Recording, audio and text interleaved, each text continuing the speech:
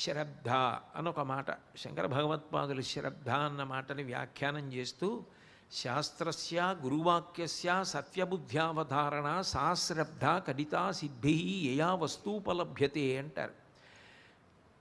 శాస్త్రము చెప్పింది, గురువుగారు చెప్పింది పరమసత్యము అన్న నమ్మకాన్ని పొంది ఉండడానికే శ్రద్ధ అని పేరు. ఆ శ్రద్ధ ఎవరు పొందగలరు అంటే మనిషి ఒక్కడే.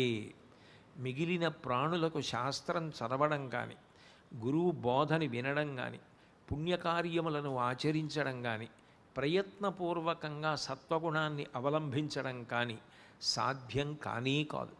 ఒక్క మనిషి మాత్రమే అది సాధించగలడు. సరికదా, మనిషి నాకు పాపము వద్దు పుణ్యము వద్దు అని కేవలము భగవంతుడు చెప్పిన కర్మలు మాత్రమే చేసి ఈశ్వరుని యొక్క అనుగ్రహమునకు పాత్రుడై ఈశ్వరుడిచ్చిన జ్ఞానము వలన మోక్షమును పొందగలడు. ఇక జన్మ ఉండదు. లేదా పుణ్యకార్యం చేసి నాకు ఫలితం కావాలనుకుంటే దేవతా పదవులలోకి వెళ్ళగలడు.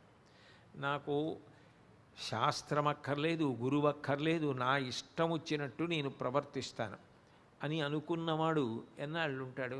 ఓ 80 ఏళ్ళు ఉంటాడు, 90 ఏళ్ళు ఉంటాడు. అంతకన్నా శరీరం ఎందుకు సహకరిస్తుంది?